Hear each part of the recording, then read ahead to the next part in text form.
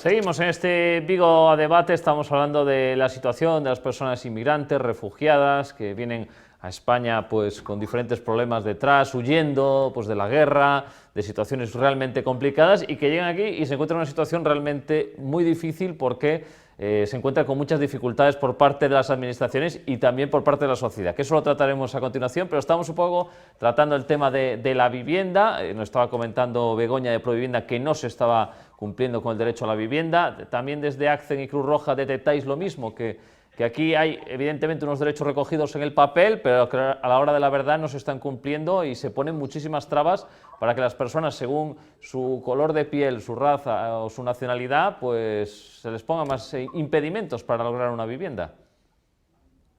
A ver, desde Cruz Roja verdaderamente vemos que sí hay un problema grande de vivienda. Nos pasa sobre todo en Vigo. Nosotros tenemos el proyecto en Vigo y en Villagarcía, y en Villagarcía nos es un poco menos complicado.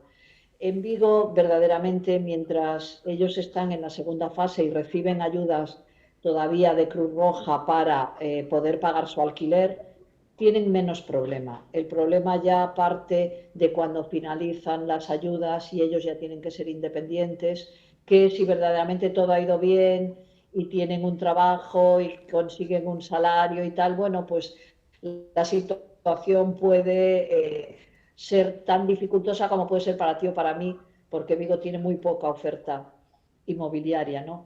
Pero sí que es cierto que se complica mucho cuando esas razones no se dan, ¿no? Cuando las personas llegan al final de su proyecto de asilo y ya tienen que ser independientes, ya tendrían que estar trabajando y bueno, su trabajo no es fijo, es un trabajo que tengo hoy pero mañana ya no lo tengo, los ingresos no son continuos y eso, bueno, pues les dificulta muchísimo más, ¿no? Y verdaderamente en Vigo mucho más, ya digo, que en Villagarcía.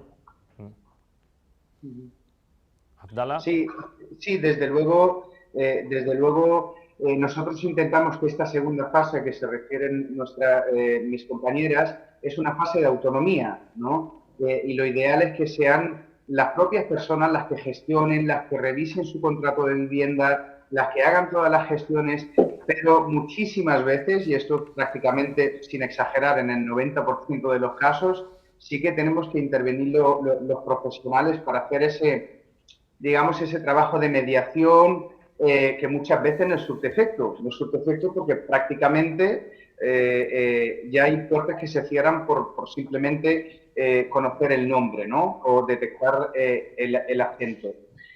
Aparte de esas dificultades en cuanto al acceso de la vivienda, porque sí que consideramos que en Vigo hay oferta suficiente, no se ajusta a la realidad en cuanto a precios, en cuanto a condiciones. Después piden pues 2 meses de fianza, un aval bancario, una nómina con una antigüedad. Bueno, es buscarle la tercera pata a la silla, no sé, pues con la intención de dificultar. Eso es siempre y cuando ya te dicen claramente: yo con extranjeros no trabajo, o yo con esta nacionalidad u esta otra nacionalidad no quiero saber nada, simplemente, ¿eh? O sea, y es verdad que da pavor, ¿no?, que se hayan normalizado esas formas de expresión, esa discriminación explícita, que lo hayamos normalizado y que muchas veces también como empresas, las inmobiliarias, pues que lo acepten, ¿no?, de alguna forma. Desde luego, aquí la víctima o la persona, la parte perjudicada es la persona que sigue sin acceso a la vivienda, que sigue, pues digamos, un proceso no traumático, pero complicado, ¿vale? Porque es revictimizar, es volver a repetir: tú no eres de aquí y no tienes derecho a esto, o algo tan como un techo digno.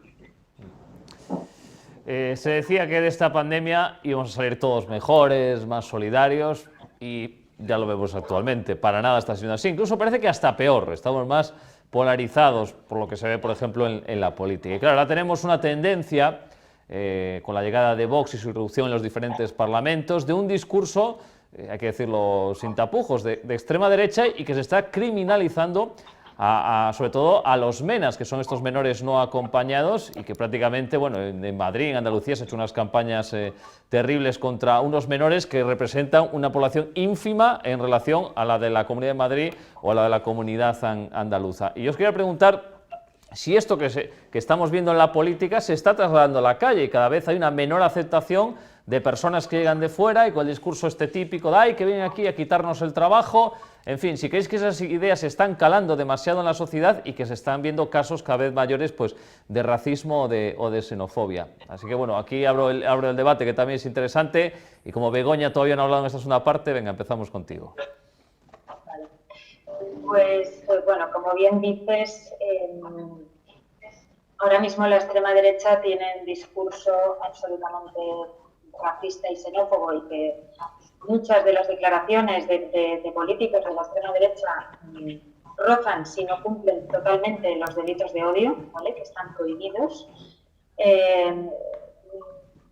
Claro, el racismo de la extrema derecha, pero también de mucha población que no se encaja en esa postura ideológica, pues tiene dos patas, ¿no? Una es el miedo y otra es la ignorancia. Se parte de esa base narrativa, de miedo e ignorancia, que hace que se rechace al otro, ¿no? Que a partir de ahí se generen discursos de ellos contra nosotros, o nosotros contra ellos, vamos. Es un discurso de la confrontación y del rechazo a lo diverso.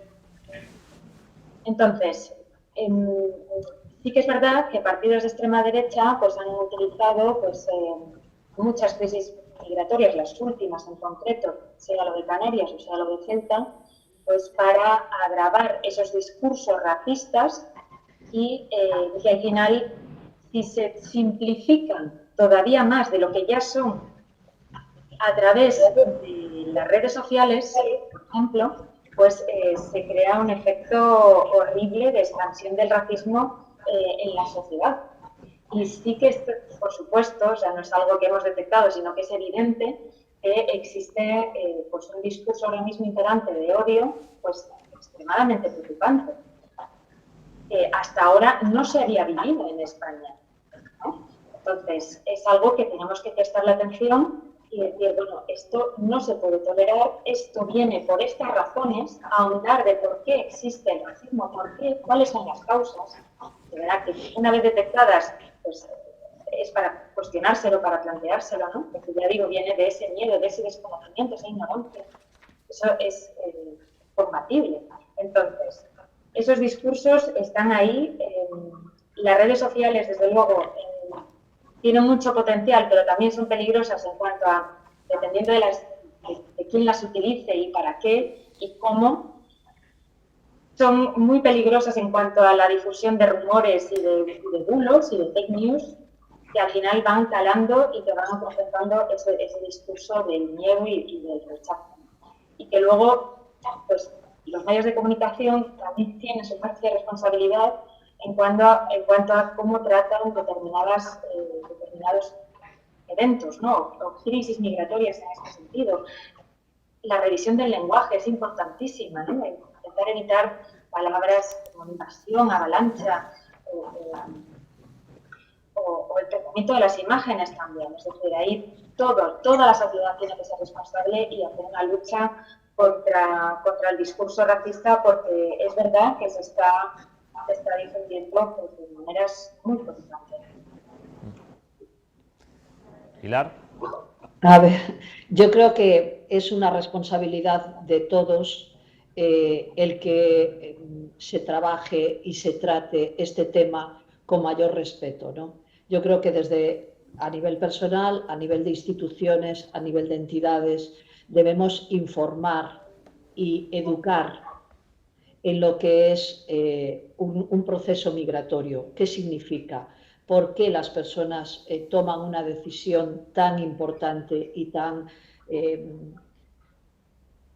importante, ¿no?, en su vida? O sea, una decisión verdaderamente de romper con todo lo que tienen y ir a otro país distinto y buscar allí una vida mejor para los suyos. O sea, yo creo que la información por parte de los medios de comunicación, de entidades como nosotros y del público en general tiene que ser otra. Tenemos que relajar, tenemos que hablar de personas, de procesos y no tanto de lo que significa, y menos dar también voz a todo este ruido que se está creando, ¿no?, en torno a la inmigración, intentar acallar estas manifestaciones tan intolerantes y ver más desde la parte de la persona y del respeto, ¿no?, a todos los procesos. Y yo creo que así conseguiremos, bueno, pues que la gente entienda un poco, porque yo creo que el no entender nos provoca miedo, estas noticias provocan miedo y ese miedo hace que nos enfrentemos a otras personas que verdaderamente no lo haríamos en otra situación más relajada, ¿no? Abdala, tú que lo has podido vivir en carne propia, a lo mejor también, cuéntanos. Sí, bueno, yo desde luego es preocupante el ver cómo se ha normalizado el discurso de odio. ¿Vale? Se ha normalizado un discurso que a lo mejor hace 7, 8 años atrás a cualquiera nos habría puesto los pelos de punta y en forma de ataque, porque cuando mencionamos este tipo de discursos, hablamos, ¿vale? Herimos la propia identidad de otras personas, ¿vale? Es una violencia directa hacia la integridad psicológica y moral de otras personas, ¿vale? Entonces, desde el punto de partida que se ha permitido en instituciones públicas, en el Parlamento, en la palestra pública, se ha normalizado, en los platos de televisión, se ha normalizado, las personas se creen con el derecho, ¿vale?, de decir y acusar y difamar sobre la integridad de otras personas.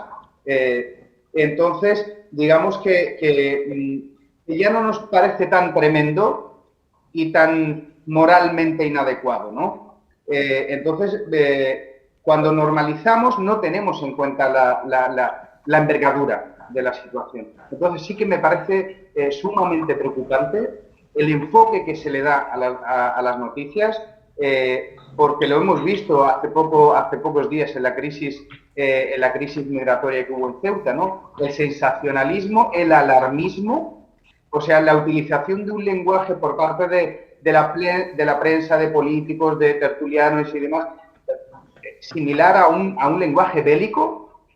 Entonces, claro, me suscribo a lo que decían mis compañeras. Desde luego, el tratamiento de la noticia es fundamental, ¿vale? Y el que sepamos que un discurso de odio nunca puede ser normalizado, nunca.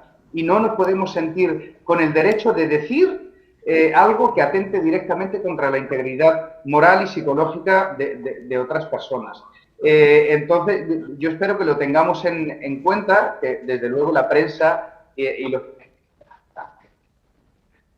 Uy, parece que hemos perdido la conexión. Eso que viene desde la televisión. Sí. No, que te habíamos perdido, ahí se quedaron 5 segundos en el aire, entonces... Nada, comentaba que desde luego que la prensa tenéis, y los periodistas, las periodistas tenéis un papel sumamente fundamental, ¿vale? Porque tenéis ese don de entrar en el consciente colectivo y modificar cosas. Entonces creo que desde luego tenéis que atender el mensaje, el enfoque, la forma y el contenido de todo lo relacionado con los discursos de odio, la segregación, discursos de segregación y la discriminación, ¿vale? Así que lo dejamos ahí como tarea y tomamos nota nosotros también, evidentemente, toda la razón, Abdala. Todos, exacto. Y estabais tocando, hablasteis del tema de Ceuta, lo más reciente, lo que sale en las noticias, y ahora esos menores que cruzaron, pues se habla de repartirlos. Esto parece como si fuera mercancía, y son seres humanos entre diferentes comunidades autónomas, Y ya hay algunas que ya están diciendo que no les convence, que están llenos, que no pueden acogerlos, en fin, esto lo de siempre, pasó también, me acuerdo, con lo del Aquarius, que creo que hay Provivienda fue de los primeros que acogió aquí en Vigo. Quería preguntaros cómo es ese proceso, para que la gente lo entienda en sus casas, que nos está viendo, cómo es vuestro trabajo cuando pasan este tipo de cosas, porque ahora llega ese reparto que decía antes de los menores. Por ejemplo, Pilar, con Cruz Roja, ¿cómo es el trabajo que hacéis vosotros? ¿Si contacta el Ministerio con vosotros? ¿Cómo es ese trabajo? A ver, en el caso de los menores no acompañados, en principio a nosotros no nos llegan. En principio van a centros de la propia comunidad autónoma. Nosotros lo que trabajamos en colaboración con ellos habitualmente es enseñanza del idioma y ver, bueno, aquí se ha trabajado con niños para que siguieran una escolaridad normal, apoyarles en sus trabajos de clase como apoyamos a otros niños, ¿no? Pero verdaderamente no nos llegan a centros como nos llegan los refugiados, no suelen entrar por ahí. En vuestro caso, Begoña, con Provivienda, cuéntanos cómo fue esa experiencia con el Aquarius.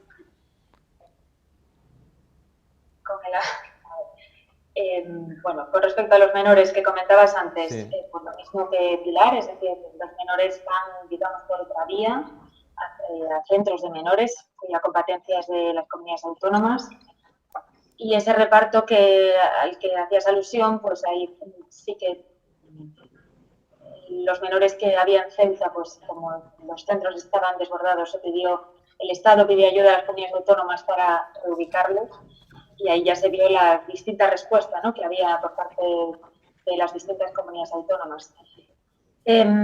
Lo de Ceuta sí que es un caso, bueno, vamos a decir que lo que hace es visibilizar también que existe una externalización de las fronteras absoluto, ¿vale? Que ahí Marruecos tiene su papel de impedir que los flujos migratorios sigan, ¿no?, a través de acuerdos bilaterales, sea con España o también con la Unión Europea, pero no solamente Marruecos, sino también Marruecos, Libia, Turquía, es decir, se firman acuerdos con países externos para que ese flujo migratorio, que es muy potente, los paralice, ¿no?, o sea, haga de tapón y que no puedan ir más allá. Entonces, bueno, por la cuestión política que ya vimos, como el líder del Frente Polisario, que lleva casi todo el humanitario en España, y por eso Marruecos reacciona como reacciona, pues es un episodio que lo que hace es, pues eso, visibilizar el problema de la migración como una consecuencia de la desigualdad que hay en el mundo en general, tanto económica como de derechos, y también lo que comentaba de la externalización de fronteras. Una vez que ocurre esto, y en Ceuta, que dentro de todo ese colectivo vulnerable, los menores que no tienen referencia, los menores que son niños y niñas sin adultos, pues ahí, claro, la atención tiene que ser especializada y garantizarle todo tipo de derechos y de cubrirle las necesidades, ¿no? Y es verdad que los centros pues no tienen, o sea, no hay suficientes medios para dar esa atención integral y especializada a los niños y niñas, y por tanto pues ahí tiene que haber esa distribución. Está bien que haya esa distribución a través de comunidades autónomas, sea de menores o sea de adultos también, ¿no? Cuando hay crisis humanitarias así, tiene que haber un reparto solidario territorial de esta población, y que cada comunidad autónoma haga su papel de acoger a estas personas y invertir lo que sea necesario para integrarlas. Entonces, pasó con lo de Ceuta, pasó con lo del Aquarius, y las futuras crisis, y las hay, pues también debería haber esa respuesta institucional autonómica en la que tiene que haber ese reparto a la hora de acoger. Hemos visto imágenes, con esto de Ceuta, realmente duras. Es que no recuerdo si fue un guardia civil o un militar sosteniendo un bebé en el mar, ese abrazo de una persona que acaba de cruzar junto a una voluntaria de Cruz Roja. Afdala, como saharaui, que conoces mucho mejor que nosotros la situación, entiendo que estas imágenes que a nosotros nos impactan mucho, a lo mejor allí, no te digo decir que es un día a día, pero que incluso puede ser la cosa mucho peor de lo que nos imaginamos y que no nos llega aquí a nosotros, y eso que estamos aquí al lado de Marruecos en este caso. Sí, claro, bueno, a mí Ceuta y Marruecos me pillan bastante lejos.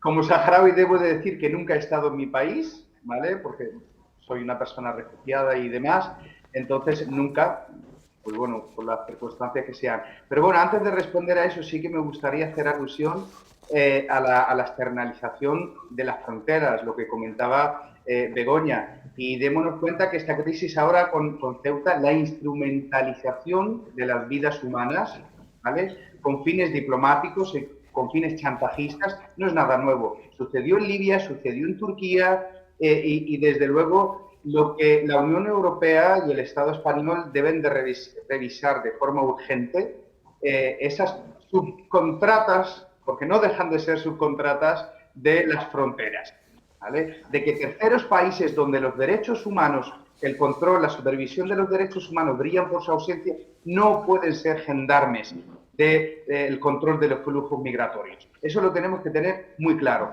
Entonces, siempre, y esto es una dinámica, es una dinámica constante, cuando hay una crisis, cuando algo incomoda a estos terceros países, se le inyectan cifras millonarias y entonces vuelven a estar contentos. Nunca podemos permitir, y esto yo creo que ni los estados, ni los gobiernos, ni las personas, ni las instituciones podemos permitir que se instrumentalice con vidas humanas y que esto sea una costumbre, ¿no? Y desde luego lo que hemos visto estos días en Ceuta ha sido tremendamente aterrador, ¿vale? Aterrador, y lo hemos visto en esas imágenes específicas. ¿Y cuántas no hemos visto? ¿No? ¿Y cuántas no hemos visto? Pero es que esto no es novedad. Lo triste y lo realmente preocupante que esto no es novedad. Pasan en muchísimos sitios y a diario, ¿no? ¿Por qué? Porque no hay creo que es extremadamente necesario unos canales seguros de migración, unos canales estratégicos de migración que permitan y que garanticen los derechos humanos, que cumplan la legalidad internacional, y esto es una tarea que debería de repensar la Unión Europea, ¿no? Porque desde luego, y lamentablemente, esto no va a acabar así, porque seguirá, porque la migración es un fenómeno que sigue al ser humano, ¿no? En todo su devenir, y seguirá habiendo. Entonces nos toca pensar un poco y poner en el centro del foco los derechos fundamentales de las personas, que se garanticen y que se respeten, y crear canales seguros. Yo como saharaui, ¿cómo veo esto? Bueno, desde luego me impacta, y antes de saharaui me impacta como ser humano, el ver cómo se instrumentaliza, cómo se juega, como si fuera una partida de ajedrez con vidas. Niños, mujeres, hombres, mayores, son vidas de seres humanos. Y desde luego esto, cuanto menos, escandaliza y hiere la sensibilidad profundamente. Bueno, pues hay un trasfondo político. Se ha conjeturado muchísimo y vemos que ha sido un chantaje en toda regla. A nivel personal, y esto es una opinión personal, desde luego no la he compartido con nadie, y es que España tiene que posicionarse en el tema del conflicto saharaui, desde luego, y a partir de ahí pues poner las cartas sobre la mesa y revisar sus políticas de migración con Marruecos. El vecino preferente, ¿no? O vecino estratégico. Bueno, y un amigo que hace esto, pues no sé, ¿qué se puede esperar más, no? Sí. Y ya estamos, nos quedan unos poquitos, 2 minutos aproximadamente. Os quería preguntar si en este contexto de pandemia, si la gente sigue siendo solidaria y sigue colaborando con vuestras asociaciones, seguís teniendo voluntarios para desarrollar vuestro trabajo. Así, en 30 segundos cada uno, Pilar, por ejemplo, en Cruz Roja, ¿cómo lo estáis llevando y si seguís notando el apoyo de la gente en estos momentos tan duros?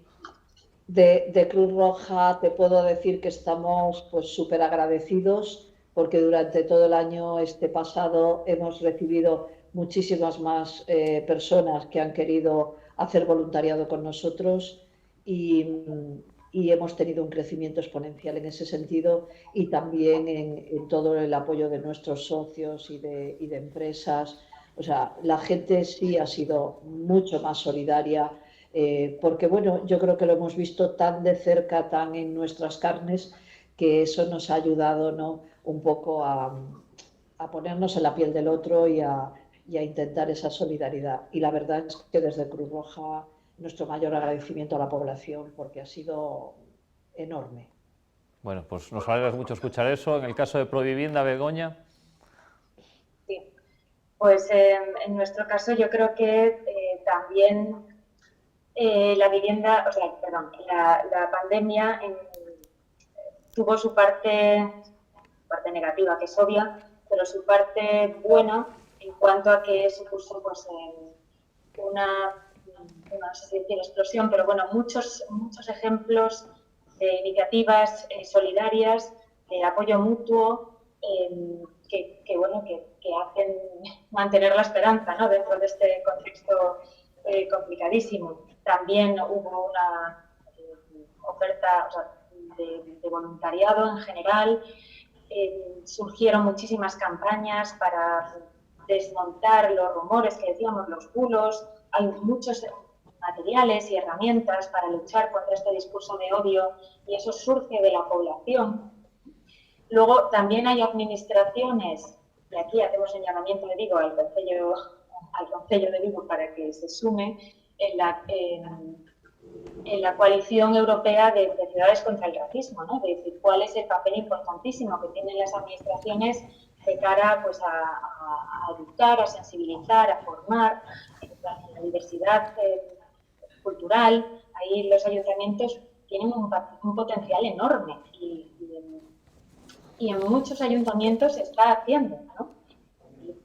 Tener medios, oficinas de atención a víctimas de delitos de odio, es decir, tiene que haber una atención integral y un reparto de medios para evitar que el discurso de odio acabe calando, ¿no? Y lo bueno es que hay ejemplos, se está ocurriendo y la sociedad, pues, parte de la sociedad se empieza a dar cuenta de que se tiene que revertir, que la migración es una cuestión que enriquece, que es necesaria y que una vez que esto se integre, pues seremos una sociedad justa, igualitaria y más feliz.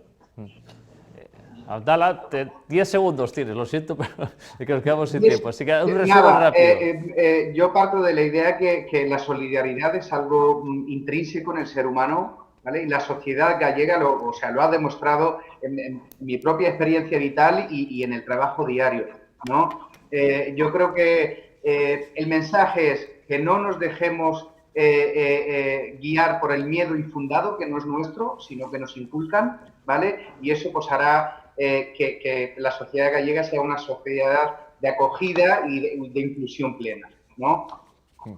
Pues así lo dejamos. Daros las gracias a los tres, a Abdala, Pilar y a Begoña por estar hoy con nosotros aquí en este Vigo a Debate y también daros las gracias por el trabajo que realizáis, extensible a todas vuestras organizaciones, por el bien que hacéis por los seres humanos y que no os desaniméis pese a este contexto tan complicado y pese a escuchar ciertas opiniones que sigáis así, que os lo agradecemos una buena parte de la sociedad. Así que muchísimas gracias a los tres. Gracias a vosotros. Y aquí lo dejamos. La semana que viene os esperamos con más Vigo Debate. Adiós.